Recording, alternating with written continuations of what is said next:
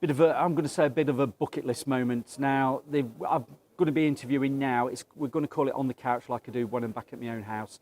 We've got Dane Carlson over from the United States of America. You were just outside of New York? Yeah, based in Long Island. Yeah, just outside of New York. I've never been to New York. I've done California. I've done most of the Californian coast. But I know that's a different side of America to what the East Coast. Yeah. East Coast is. But I'll let Dane introduce himself. We're over at the P&D show in Coventry, and Dane's been really good. He's picked up a couple of flights and he's come over to see everybody. I've been very lucky now to get him first thing before the show actually starts, and I've said hello, and he's just going to give himself a little bit of a plug, and we're just going to have a little bit of a chat. So over to Dane. Thank you. What's up, Paint Fam? Dane Carlson of Carlson Paint and Paper. Like Phil said, I'm based out of Long Island. That's in the States. So we did a nice plane ride over here 2 days ago to the Paint and Decorator show in Coventry. My second year in a row. We were here last year. So it's great meeting everybody and visiting the Paint Fam. My first time meeting Phil. You know, we chat all the time online and stuff. So it's good to connect with other people. That's great. Can you tell me a little bit about your history into getting into painting and decorating, and obviously wallpaper, which is a big thing for us over in the UK. It's part of painting and decorating, but I know in America you're more spray-based, more so than actually wallpapering. How have you got into all of that? I started What's your early. history? My apprenticeship started with my uncle when I was 14, 15 in the summers. And then that same uncle trained my brother. So when I got older, I started working with my brother, and then, you know, just continued on once I started needing money and paying bills. Yeah. And yeah, I find it very well with the painting. The wallpaper came on later. We started in the commercial field. And then as I started my business in COVID, I really focused on the wallpaper because I saw there's really no other tradespeople in the area that do it. There's only a handful in my state. How did you learn wallpapering in America? Because I take it you don't really have colleges for learning painting and decorating. Is it more of a thing that's been passed down, and probably the Brits that have gone over there have taught people to do it I'm sure, over the years? Yeah, it was a big thing in the 1980s. There was a big push for it, but it is. I haven't heard of any trade schools that teach decorating or wallpaper hanging. I'm sure there is, but it's not like publicized. I got into it, like I said, through a family member and stuff. And then the average age of wallpaper hanger in the States is 65 years old. So when they do say dying trade, it has to be passed along, you know. What do you think the future is for painting and decorating in the trade? I think it's strong. There is such a need for people that are, you know, obviously craftspeople that take pride in their work and that could also do the work and are reliable. And that's hard to find. Yep. Yeah, but it's strong for anybody that has the will and the want to do it, you know. Now, is the painting and decorating trade in America looked upon the same as what it is in the UK? We're classed as like the lower end of the building trade. So if you go, who's going to be earning the money, you get the electricians, you've got the plumbers, even the brickies and stuff like that. Is it the same in America as well? Yeah, it's like, oh, you're just a painter. Yeah. That's what they say, you're just a painter. But anybody can paint. Yeah, but, you know, we're the last ones that have to make everything look beautiful, you know, so it is kind of looked on as like the bottom of the barrel, you know, but leave it up to us to fix it and make it look beautiful, right? Yeah.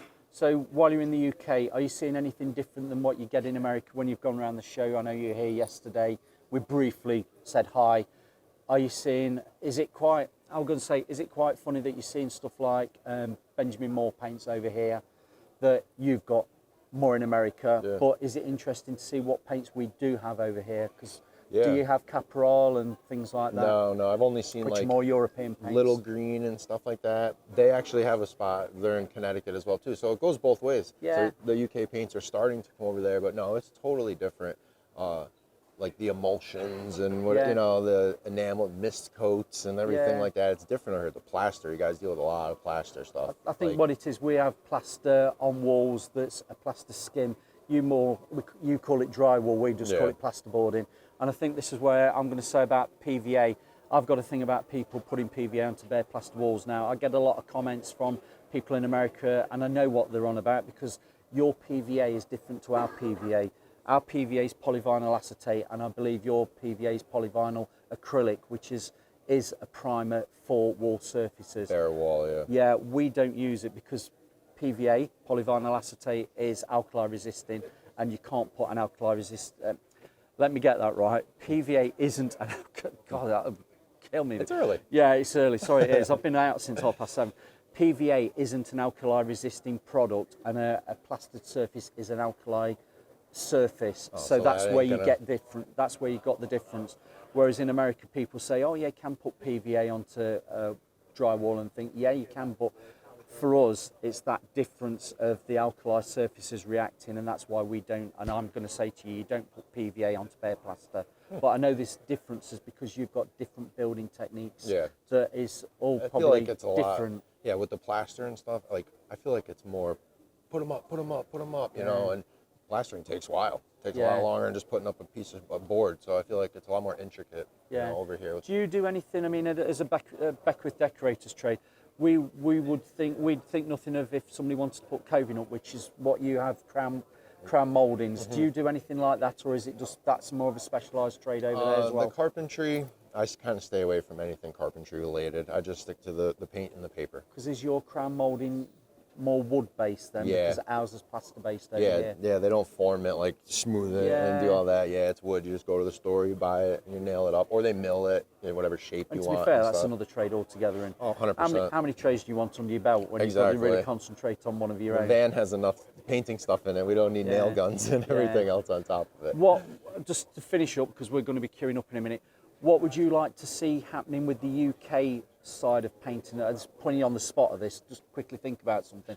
But from what you see, what we've got at the painting and decorating show here, compared to what your painting and decorating shows have over there, are we lacking something? Are the British people missing out on something that you've got, or vice versa? I think it's vice versa. I think the States is missing out on these experiences because I've been to the trade shows, and my girlfriend, I took her here yesterday, and she said, I thought it was just going to be tables with tablecloths.